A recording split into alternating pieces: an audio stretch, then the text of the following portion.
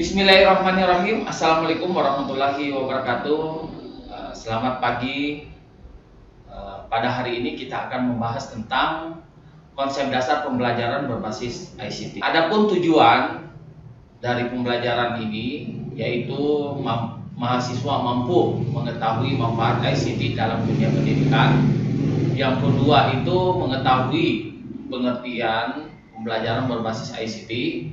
Yang ketiga, mengetahui manfaat pembelajaran berbasis ICT. Dan yang keempat itu adalah mengetahui dampak penggunaan ICT di dalam. Nah, peran ICT di dalam dunia pendidikan ini menurut UNESCO tahun 2013 lalu bahwa beberapa kegunaan ICT di dunia pendidikan yang sangat penting antara lain, yang pertama itu adalah bisa meningkatkan kesetaraan pendidikan. Yang kedua, itu memudahkan dan memberi akses luas terhadap pendidikan. Nah, yang ketiga, itu bisa meningkatkan efektivitas dan efisiensi manajemen, pengelolaan, dan administrasi lembaga pendidikan itu sendiri. Nah, yang keempat, itu bisa meningkatkan profesionalisme pengajar di bidang pendidikan.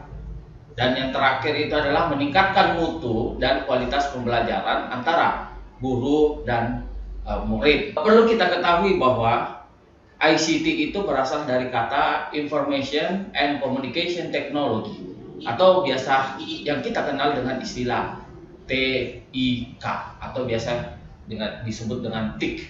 Merupakan payung besar terminologi yang mencakup seluruh peralatan teknis untuk memproses dan menyampaikan informasi. Nah, ICT mencakup dua aspek, yaitu teknologi informasi dan teknologi komunikasi. Nah, teknologi informasi itu meliputi segala hal yang berkaitan dengan proses penggunaan sebagai alat bantu, ya kan, untuk memanipulasi dan mengolah informasi. Nah, sedangkan teknologi komunikasi itu adalah segala sesuatu yang berkaitan dengan penggunaan alat bantu untuk memproses dan mentransfer data dari perangkat yang satu ke perangkat yang lainnya. Nah, manfaat pembelajaran ICT ini itu bisa kita lihat dari yang pertama, bagaimana menarik perhatian siswa khususnya di dalam pembelajaran yang kita lakukan. Yang kedua itu adalah pembelajaran dapat menjadi menyenangkan atau pembelajaran menjadi menyenangkan. Nah, yang ketiga itu pembelajaran menjadi lebih mudah. Yang keempat itu adalah memberikan pengetahuan lebih kepada siswa. Nah, yang berikutnya itu adalah mempermudah komunikasi. Saya kira dengan adanya ICT ini itu tidak mengenal di mana kita berada, itu bisa kita melakukan komunikasi. Apalagi di dalam pembelajaran ini dengan adanya teknologi, ya kita bisa bertemu secara tatap layar. Jadi tidak ketemu secara langsung, secara fisik.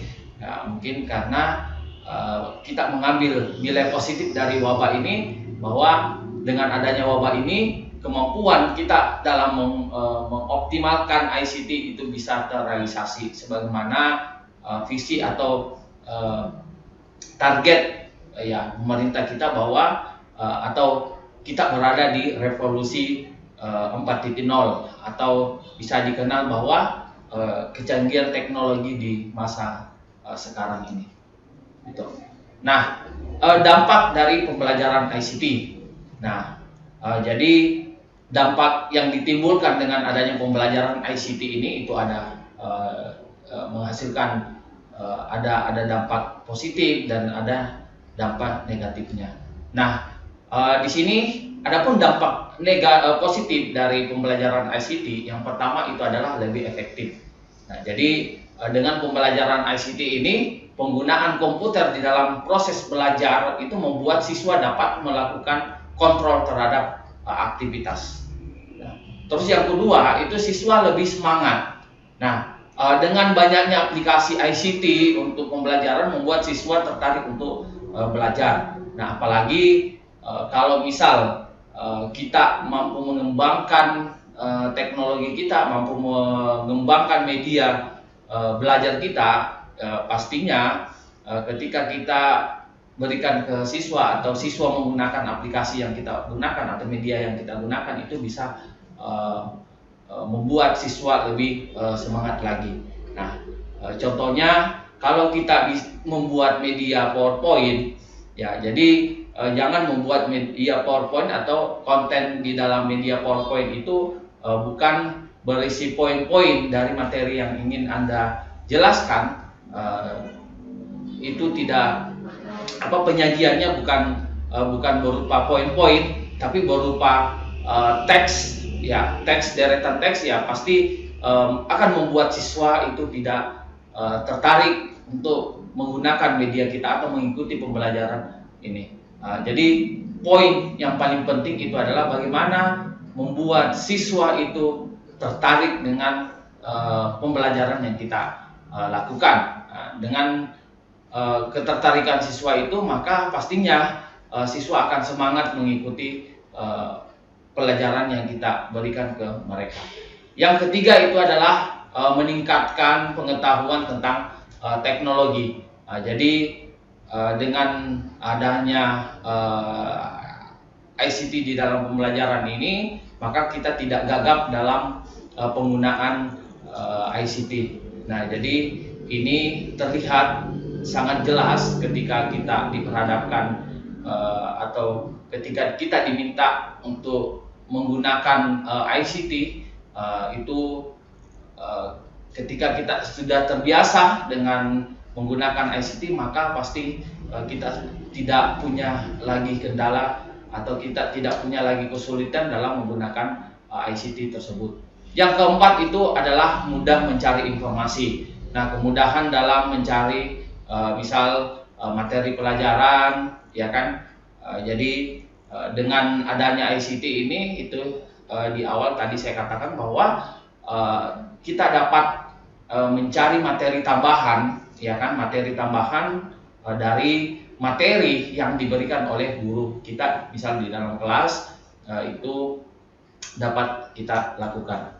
Nah, adapun dampak negatif dari pembelajaran ICT ini, yang pertama adalah dengan kemajuan ICT atau teknologi ini juga akan semakin mempermudah terjadinya pelanggaran terhadap hak atas kekayaan intelektual atau haki, ya, karena semakin mudahnya mengakses dan menyebabkan orang yang bersifat plagiatis, ya, akan melakukan kecurangan. Dampak negatif yang dapat ditimbulkan dengan adanya perkembangan ICT di dalam pembelajaran itu, ya, walaupun sistem administrasi suatu lembaga pendidikan itu bagaikan sebuah sistem tanpa celah ketika menggunakan ICT, akan tetapi ketika terjadi suatu kecerobohan dalam menjalankan sistem tersebut, itu akan berakibat